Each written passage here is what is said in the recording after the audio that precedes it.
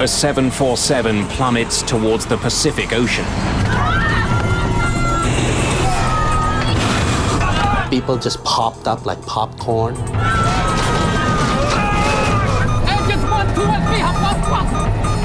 This airplane is totally out of control. It is going to crash. In 2 minutes, China Airlines Flight 006 drops 10 kilometers through the clouds. Airspeed 270, 280, 290. The plane begins to tear itself apart as it spirals towards the sea. And I closed my eye. I thought I was gone. Altitude 15,000 feet, 12,000 feet, 10,000 feet. Emergency, emergency.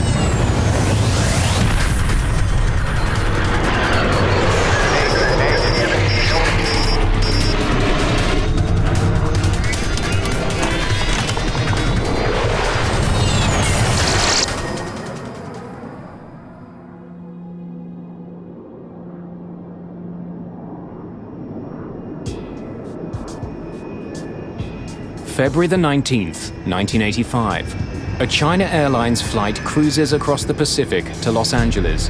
At 12,000 meters, it's racing towards the dawn. For the passengers and crew on board, it's past midnight. A two-man relief crew is in charge of the plane as it sails above the ocean on autopilot. The main crew gets several hours off in the middle of the trip, so they're rested for the landing. But Captain Mumyan Ho is restless. Good morning, gentlemen. Even though he's not officially on duty yet, Captain Ho returns to the cockpit. Thought I'd keep you company. The captain isn't the only one up. Best friends Sexan Canyo and Alex Knoll have something to celebrate. I feel like I'm in first class. It's Sexan's 30th birthday. I have the longest birthday because I just gained my 12 hours back. And we've been drinking champagne, celebrating 41,000 feet in the air. You know, not too many people get to do that. Bill Peacock is in first class. He's traveled all over the world for the American government. There was nothing special. It was a routine commercial flight. I had a very nice first-class seat, sat there and read some books, went to sleep.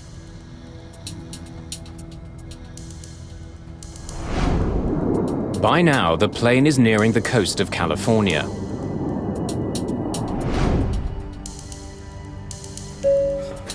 Good morning, ladies and gentlemen. We will shortly be serving you breakfast. For those of you who wish to adjust your watches, the local time in Los Angeles is now 7 a.m.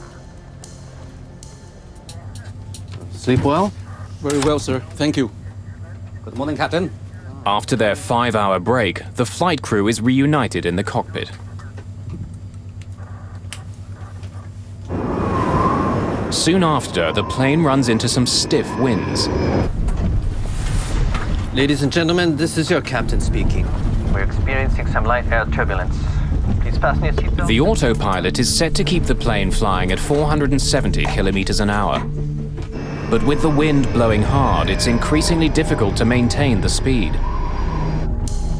For the crew, the bumpy ride suddenly gets more worrying. Engine 4 is giving us weak thrust. There's a problem with one of the engines. The flight engineer throttles up the engine, but it doesn't respond. We're losing speed. Back in economy, Sexan Canyo has also noticed something. You notice the light in that wing isn't flashing anymore. So why? I thought there was some light blinking at the tip of the wing. Looked like a cone. But when I look back this time, I didn't see no cone. Oh, the light in that wing's still flashing. Think you had a few, buddy. Have a seat. In the cockpit, the strange situation suddenly gets much worse. Engine 4 flamed out. The fourth engine stops working completely. Take a look at engine out procedures. Work out a 3-engine cruise altitude. Yes, The Captain. problem with the fourth engine isn't a complete surprise. At the pre-flight briefing, Captain Ho was told that a repair crew had worked on engine 4 before the flight. Perhaps the engine still wasn't working properly. We had a snag advisor on engine 4 before we took off. Yes, sir. Maybe that's it. Without the fourth engine, the plane continues to slow down. Airspeed 240. Call Auckland Center and request a lower altitude. Auckland Center. Dynasty 006, requesting new altitude. Dynasty 006, stand by.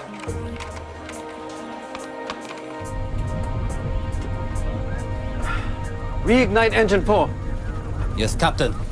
At this altitude, there isn't much oxygen, so the chances of a successful relight are slim.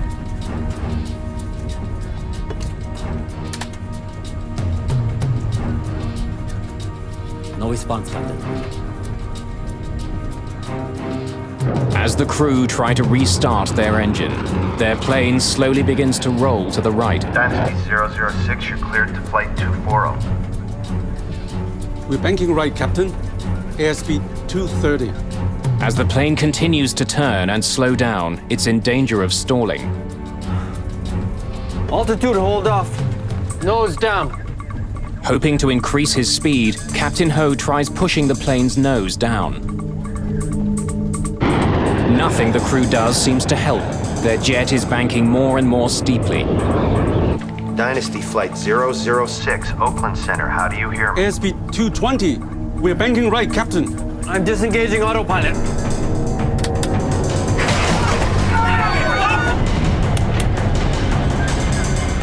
For the first time, Captain Ho takes manual control of the plane.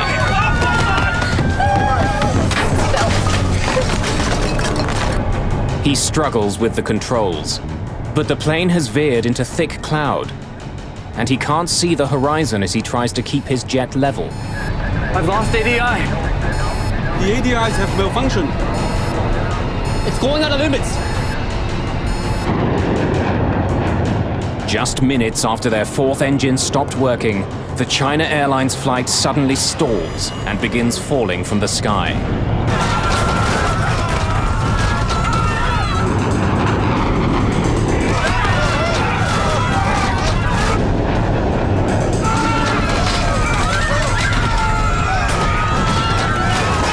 People just popped up like popcorn, hitting the cabin, and all the tray was flying.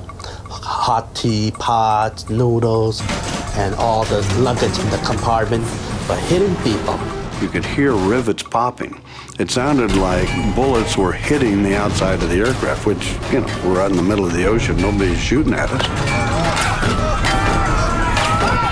At that time, we didn't know we were going to live or die. China Airlines Flight 006 is out of control and hurtling towards the ocean.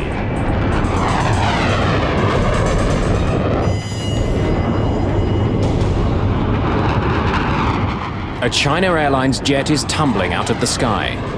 After losing power to one engine, the jet is spinning out of control. It's dropping fast, straight towards the Pacific Ocean.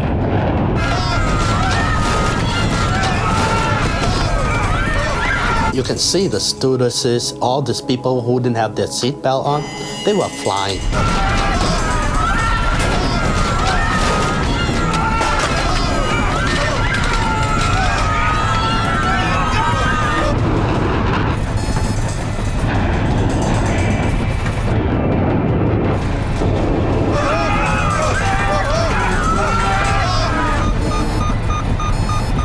Dynasty 006, Oakland Center, how do you hear me? The crew are stunned, blindsided by their jet's bizarre behavior. Engines 1, 2, and 3 have lost thrust.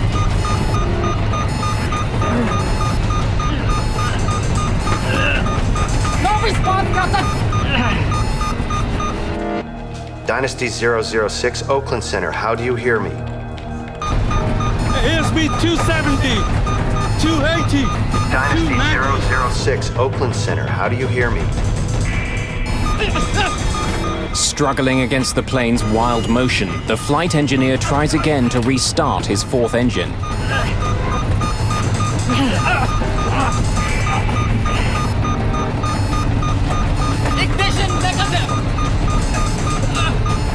The G-forces are so powerful that the flight engineer is pinned to the control pedestal. Dynasty 006, Oakland Center, do you copy? You need to see this. In Oakland, air traffic control spots the plane's sudden descent. In a matter of seconds, the plane falls almost 3,000 meters. Up to 370, 360, 350. In the cabin, the G-forces are punishing.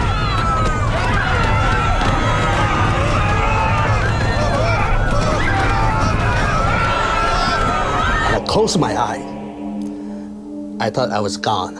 I thought the plane just blew up in the midair. The plane is about to exceed its maximum speed. Approaching VMO. Tumbling madly through the clouds, the 747 finally starts to pull out of its nosedive. As the plane rights itself, the G-forces change direction. The passengers are pressed to the floor, feeling 5 times their normal weight. I remember looking over at this dignified, older Chinese gentleman who was sitting across the aisle from me. And his face was being contorted like this, like he was lying on his side in a wax museum in a fire. I mean, his face was just all contorted. As the crew struggles to regain control of the plane, it begins to slow down. Airspeed 180 knots and falling. Dynasty 006, Oakland Center, how do you read me? Airspeed 140 knots and falling. The jet is still dropping, but not as fast. This could be the crew's chance to regain control. I knew we were really in trouble because G-forces, instead of being horizontal, started moving around to the vertical. So we were being pushed down into our seats instead of sideways. As their speed continues to fall, the flight engineer reaches desperately for the engine throttles. Airspeed 80 knots and falling. But the engines don't respond. No response. The engines are flamed out. After tumbling 3,000 meters in 30 seconds, the jumbo jet plunges again into another free fall.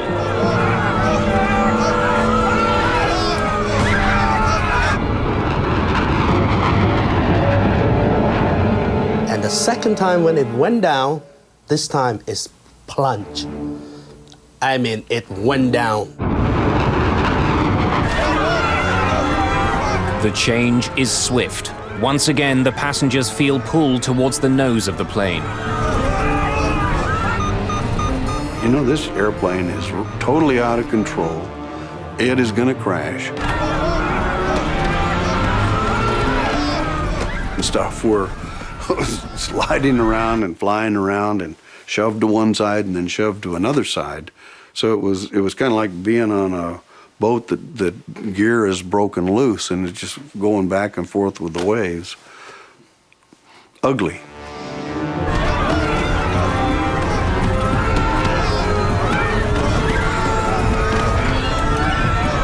My stomach was up to my throat. You smell people urinating in their pants. I really made peace with the Lord. And I said, to myself, I said, I've really had a wonderful life. If this is the end, I'm ready to do it. Up to 250. Airspeed 290. As the plane spins towards the ocean, the airspeed increases rapidly.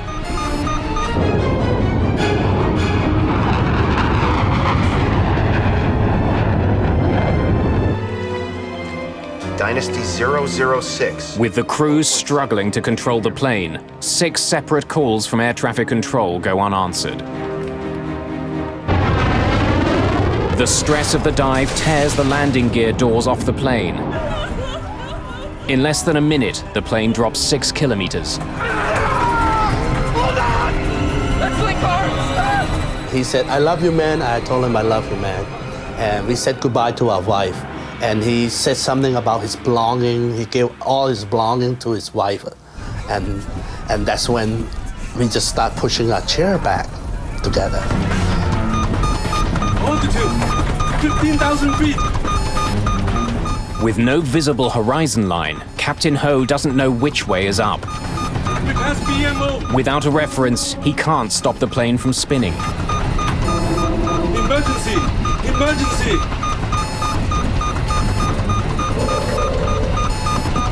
After blindly plunging thousands of meters, the plane finally breaks free from cloud.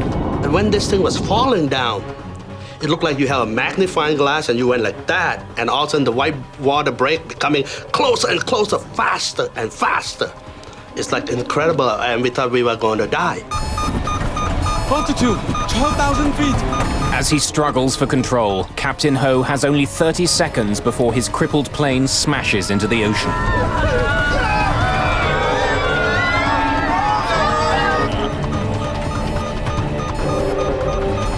I can see the horizon. Altitude, 10,000 feet. For the first time since beginning his harrowing descent, the captain can now use the horizon line as a reference in leveling the plane. As he tries to pull the plane out of its dive, the passengers pay the price. Their bodies are forced into their seats, battered by another dramatic change in direction. You know, the G-force was so strong, and I weighed 200 pounds, so my weight was almost 1,200 pounds. It's a race against time, and the plane starts to win. ADI is coming back. As the plane finally begins to level, the attitude indicators return to normal. ADI's coming in. More importantly, as mysteriously as the incident began, 3 of the plane's engines regain power. Engines 1, 2, and 3 are coming back. Engine 4 still negative. Reignite engine 4. Yes, Captain.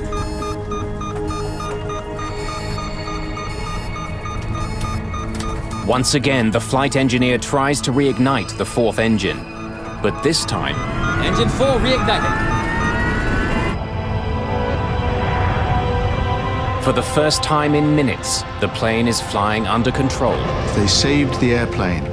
They pulled the airplane out of this acrobatic maneuver at an altitude of 9,500 feet. They popped out of the clouds at 11,000 feet, and they had the airplane in stable level flight by 9,500 feet. That was a masterpiece of flying. Ladies and gentlemen, this is the captain speaking. Is anyone hurt? Do we have a doctor on board?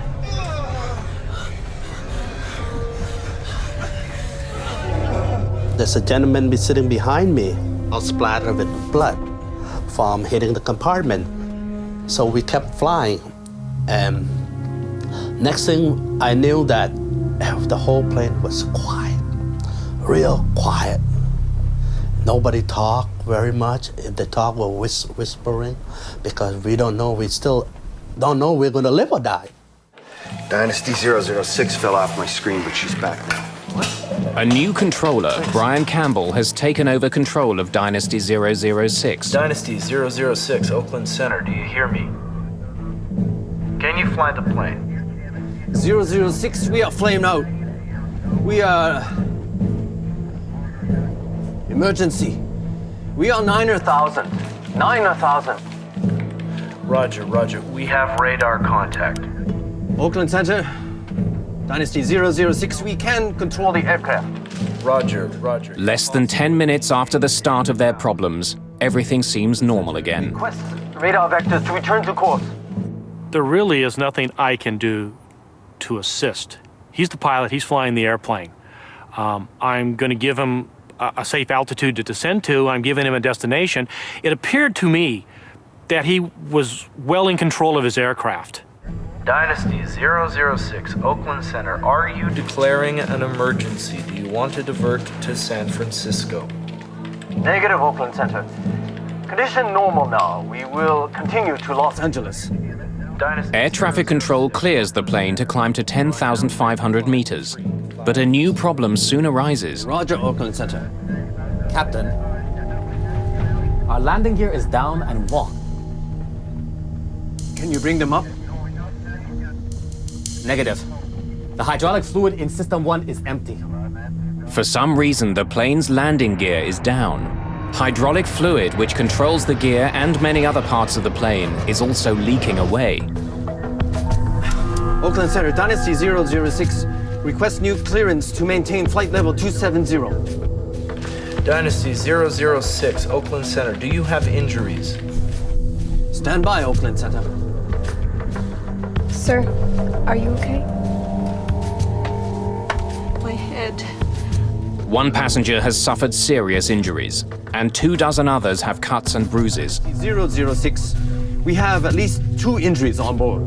Dynasty 006, Oakland Center. Are you declaring an emergency? Do you want to divert to San Francisco? Stand by, Oakland Center.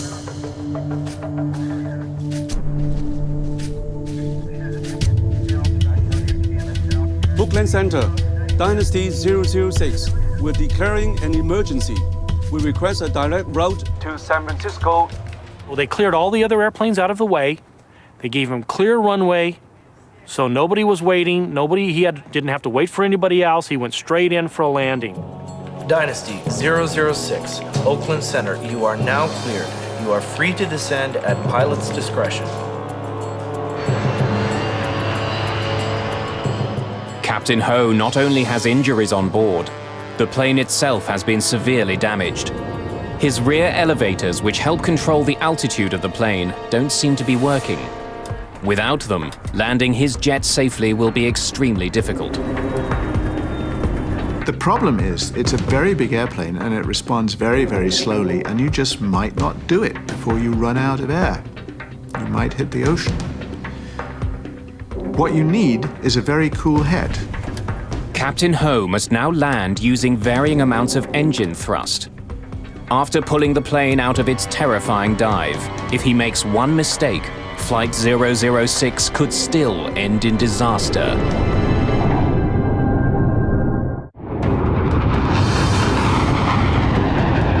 Nearing the end of a trip across the Pacific Ocean, China Airlines Flight 006 falls suddenly from the sky. No response! The engine is flamed out! Emergency! Emergency! After a terrifying plunge, the crew manages to wrestle the plane level again. But the jet is badly crippled. The elevators aren't working. Without them, Captain Ho has to land mostly by reducing power to his engines. It's a controlled fall towards the runway. As we came in, we flew over the house in Atherton where I had lived, where my kids had been born.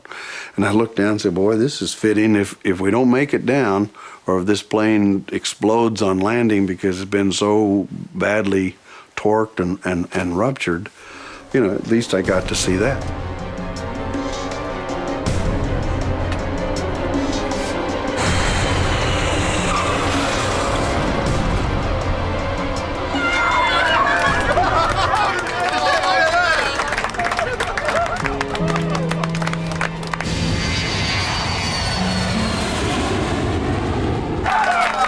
He made one of the best landings I've ever seen. I mean, it was just perfect touchdown.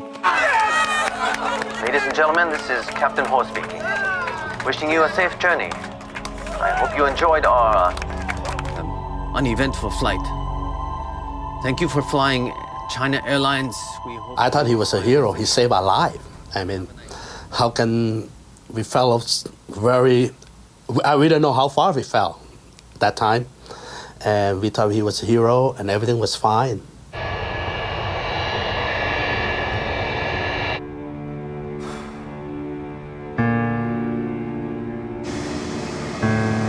On the ground, the full extent of the damage to the plane can be seen. I saw this enormous piece of extremely complicated machinery that is much larger than most buildings, sitting there on the tarmac with bits ripped off it. Parts of the entire tailplane at the end were ripped off, as though a tornado had come through or a crane had been in and ripped pieces out of it. It was a very sobering experience. It's clear why the crew had such a hard time landing the plane. Enormous chunks of the tail are missing, either torn off by the stress of the dive or crushed when the landing gear doors broke loose.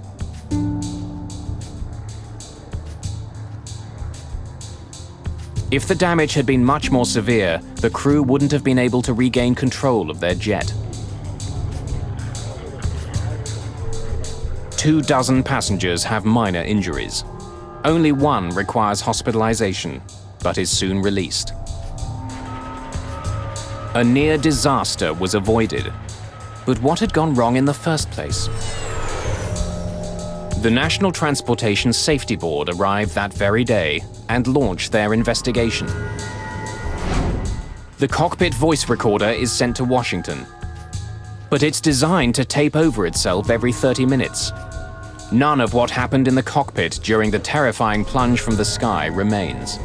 Without a cockpit voice recorder, we had to reconstruct what the crew said and how they interpreted things and what was going on in the cockpit to the best of our abilities with the other data that was available to us. A record of the plane's instrument activity during the flight has been captured by the flight data recorder. But again, the team runs into a problem. The flight data recorder experienced unprecedented stress during the dive. There were electrical interruptions too, which caused gaps in the recording. The FDR information will have to be recovered using painstaking techniques of reconstruction. It's a frustrating start to the investigation. Investigators begin with what they do have. Passengers and crew report that just before the failure of the jet's fourth engine, the plane flew through unexpected turbulence. Had this caused the engine to fail?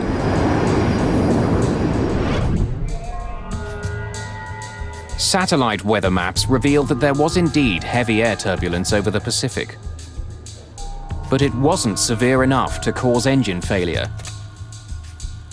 The jet's 4 engines are tested and studied. Even after the horrific dive through the sky, they're found to be in working order. However, given the previous history of problems with Engine 4, it receives particular scrutiny. They had an anomaly with one of the engines. They believed that the engine had flamed out or that there was something seriously wrong with the engine. The wear on a small throttle valve trimmer is measured. It's worn down by only 4/1000th of an inch, but that's enough to restrict the fuel flow to Engine 4. Engine 4 is giving us good thrust. Investigators determined that at 12,000 meters, Engine 4 did indeed deliver weaker than normal thrust. It's known as a hung engine. The aircraft logbook reveals that Engine 4 had been written up on 2 previous occasions just the week before. Perhaps the engine wasn't properly fixed, which led to the China Airlines mishap. The NTSB decided to dig deeper into the history of maintenance on Engine 4. We had a snag advisor on Engine 4 before we took off. Yes, sir. Maybe that's it. But after weeks of investigation, the NTSB concludes that the engine didn't need to be replaced. All the repairs were done according to the book. A faulty engine was not the cause of the accident. And even with the loss of one engine, the plane shouldn't have been in immediate danger. Engine 4 flamed out. A 747 is designed to fly on only 3 engines. The loss of thrust on a 4-engine airplane is a minor event. It's an event, you have to take care of it, but the airplane is easily retrimmed and the airplane will fly on 3 engines with no difficulty. We're banking right, Captain. Airspeed 230.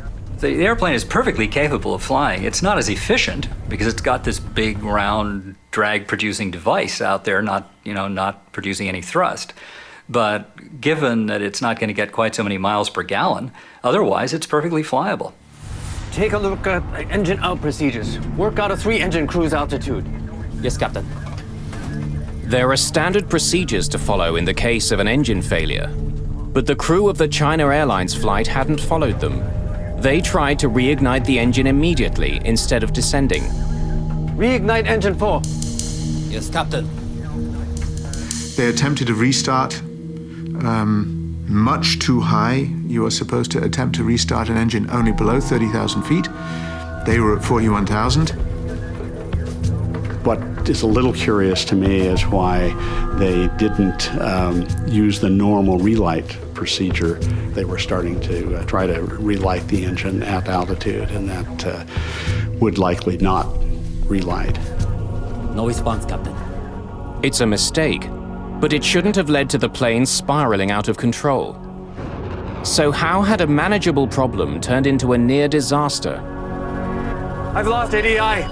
The ADIs have malfunctioned. It's going out of limits. To get more information on what was happening in the cockpit, investigators interview the flight crew. I heard the captain report the ADI was lost. And then I saw the standby ADI was also going out of limits. The crew tell investigators that their ADIs, which measure how level the plane is, weren't working. They could have said, this can't possibly be right. And looking at their indicators, can't possibly be right, and therefore they must have failed. The attitude indicator had indicated a position so implausible that it looked like it had to be a failed instrument. This couldn't be what the plane was really doing. But in fact, when the ADIs are studied by the NTSB, they're all found to be perfectly normal. When we started banking right, engine 4 was already flamed out. We started to descend faster, and engines 1, 2, and 3 also failed. Engines 1, 2, and 3 have lost thrust! NTSB investigators are even more confused when the crew tells them that all of their engines had failed. No response, Captain! With the exception of engine 4, the flight data recorder indicates that the other 3 engines were working the entire flight. Ignition negative! If the engines had all failed, there would have been a host of other problems, such as cabin depressurization, but that didn't happen. Engines 1, 2, and 3 are coming back. Finally, when we descended lower in altitude, 1, 2, and 3 came back, and we were able to reignite engine number 4. Engine 4 reignited. At the end of the dive, the crew had the plane under full power. It was a remarkable recovery. But to investigators, it's a puzzle. The story the crew is telling doesn't match up with the evidence they've uncovered.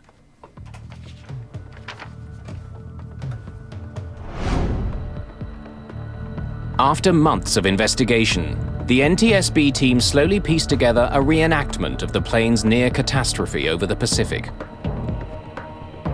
It includes information from the reconstructed flight recorder, personal interviews, and the air traffic control transcript. When the work is complete, there's only one conclusion. Apart from a problem with a small valve, there was nothing wrong with the 747 before it plunged from the sky. In fact, it was the crew that made a series of fateful decisions that almost crashed the plane.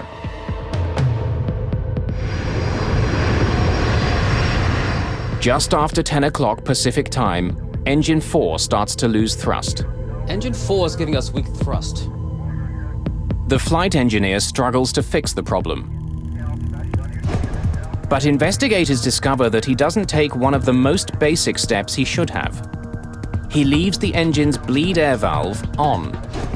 The bleed air valve takes air generated by the engine to help cool the plane. When an engine isn't working properly, the valve is supposed to be closed, so the engine can use all available air to restart. It's a little puzzling that the flight engineer didn't shut off bleed air. And in my mind, the most likely reason for it is that he didn't expect to be told to restart the engine at 41,000 feet. And so when the captain instructed him to try some restarts, he just kind of wasn't ready with his checklist. He was doing something out of order. And that's why it didn't occur to him to shut down the bleed air. The end result is that the engine, which is slow to start, won't start at all. Unwittingly, the flight engineer has started a ticking clock. Engine 4 is slowly losing its ability to stay lit. We're losing speed. With more engine power on the left wing than the right, the China Airlines flight begins turning. In order to keep it from turning to the right, the proper thing to do would have been to step on the rudder. That would have produced a twisting force, so to speak, that would have overcome the imbalance of the engines. But instead of adjusting the rudder himself, Captain Ho continues to let the autopilot fly the jet. The autopilot is designed not to move the rudder. The autopilot can adjust the ailerons and spoilers on the plane's wings, but these flaps aren't strong enough to overcome the imbalance that the plane is experiencing. Without the help of the rudder, the plane's turn becomes steeper and steeper. Now, it's possible that he'd forgotten that the autopilot didn't use the rudder. He may have been assuming all along that the autopilot was just flying the airplane the way a human being would have, which it wasn't. Engine 4 flamed out. Investigators discover that after losing power to his fourth engine, Captain Ho continues to leave the autopilot on. He doesn't take complete control of the plane. He doesn't adjust the plane's rudder with his left foot. Airspeed 240. He didn't use the rudder to compensate for the lack of thrust on the right outboard engine. The airplane started to lose speed, and one thing led to another, and in the end, it was really that little error of airmanship, the failure to step on that left rudder pedal, that triggered everything else. Reignite engine 4. Yes, Captain. Rather than taking control of flying the plane, Captain Ho's attention seems to be focused on his engine problem, something that his flight engineer could handle on his own. No response, Captain. It's really critical that attention be paid to flying the airplane. But it's happened over and over again in aviation that the crew gets focused on a problem with a system, in this case an engine, but it could have been a light bulb, it could have been any other malfunction. And if everybody's focused on that and nobody is flying, then they're not prepared for what's happening to the airplane. The plane enters a critical moment. It's about to flip on its side and enter a nosedive. The NTSB believes that the captain was concentrating on his airspeed indicator, but seemingly fails to notice the instrument directly beside it, his attitude indicator. This instrument would have warned him that his plane was starting to roll alarmingly to the right. They concentrated on one part of the phenomenon and lost the full picture. And as they lost the full picture, they lost apparently a very important part of any instrument flying, which is the scan. You look at all of the primary instruments, one after the other, and whatever is going on, you look at them all constantly. During the plane's nosedive, it flies through thick cloud. With no visual horizon as a reference, the flight crew must trust their instruments to level the plane. I've lost ADI. Instead, what investigators believe happened is that the crew became spatially disoriented. They decided that their instruments were failing. They simply didn't believe what they were seeing, and they thought they had lost their attitude instruments. They hadn't lost their attitude instruments. The airplane was, in fact, embarking on an aerobatic maneuver. The most probable reason for all three crew members believing something so unlikely as that all attitude indicators could malfunction in the same way at the same time is that the way in which they malfunctioned was so unexpected and strange that it didn't seem to correspond to any possible thing that the airplane could be doing. The airplane had in fact rolled over on its back and gone into a vertical dive, and that's something that Boeing 747s don't typically do.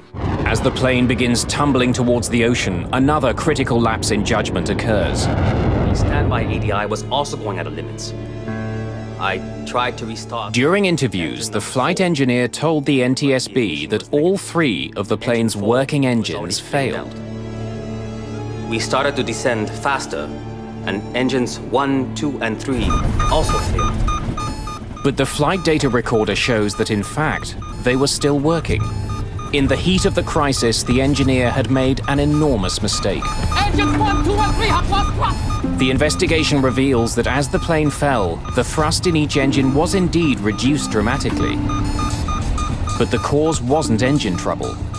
The engine throttles had been lowered to idle in an attempt to slow the furious fall of the jet. It was something the engineer missed in the chaos of the dive.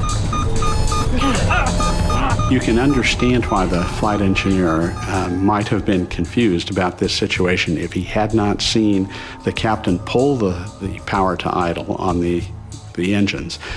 He would reasonably assume that the fact that they went to idle was a problem rather than intentional.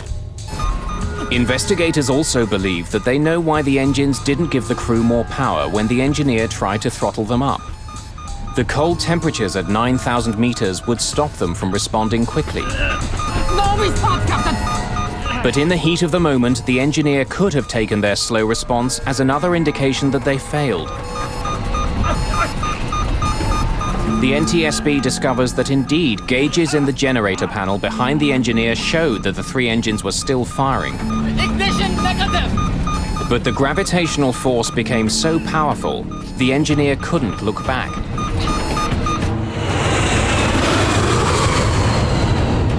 After months of painstaking recreation, the NTSB investigators believe they understand what happened inside the cockpit of China Airlines Flight 006. But what they don't understand is why. The crew's medical records are examined. Was there something wrong with the captain that might explain the bizarre behavior? Nothing turns up.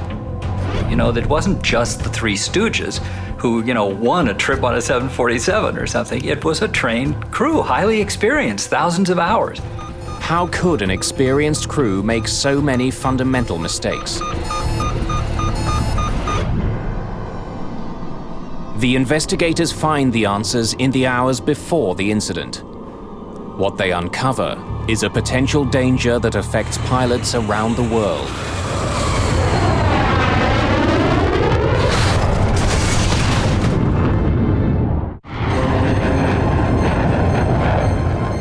In 1985, a series of small pilot errors lead to a terrifying plunge from the sky.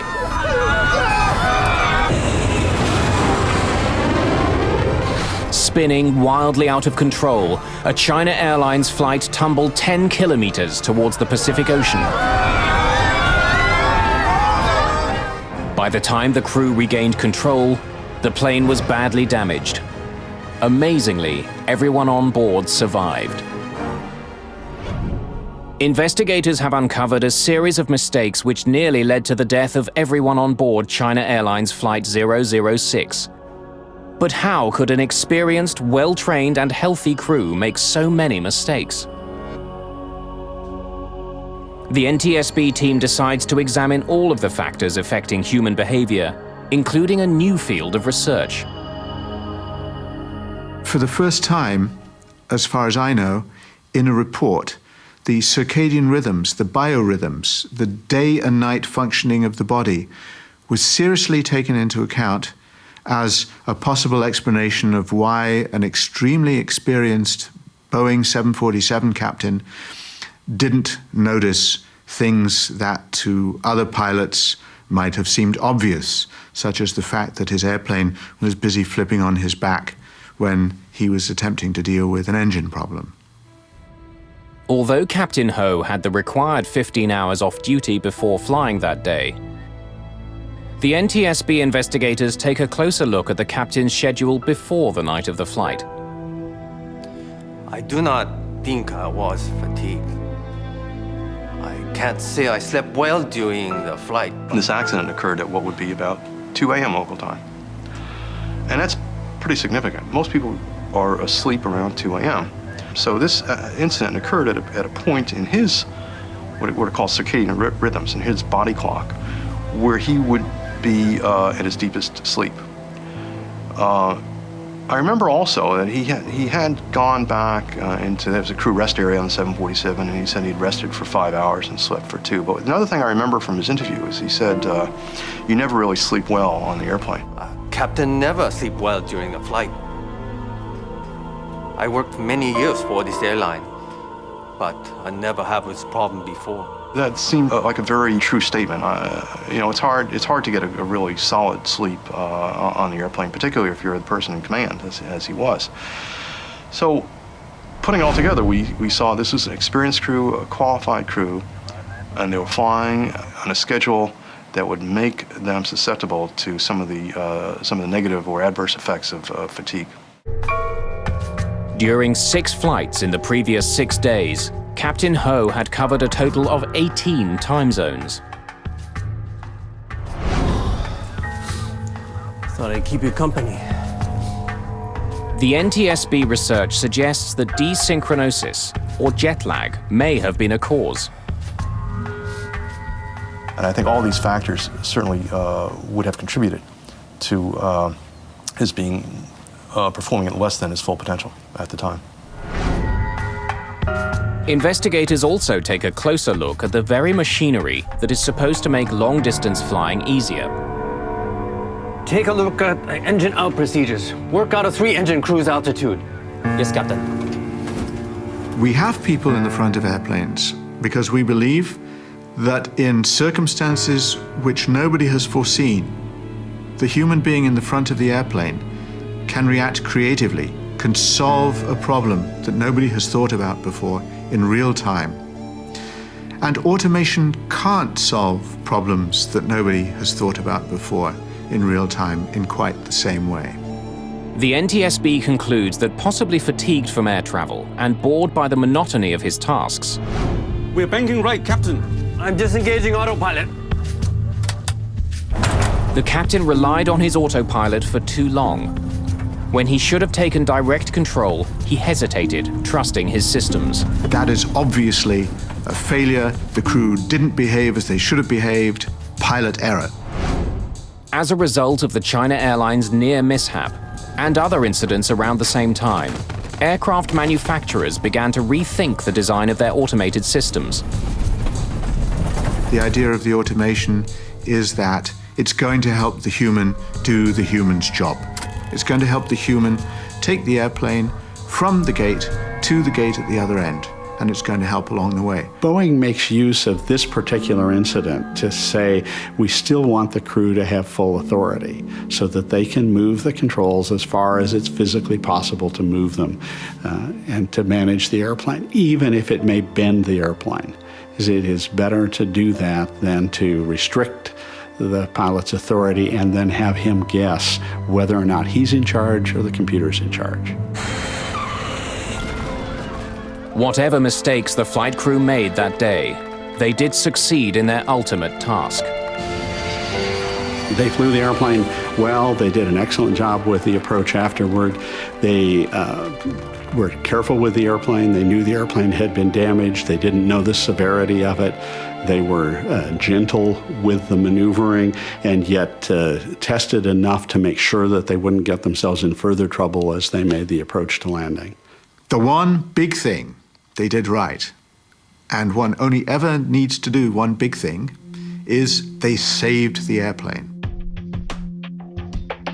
And in principle, that's all you ever need to do right when something happens to your airplane. You need to save the airplane and you need to save the passengers, and that's what they did.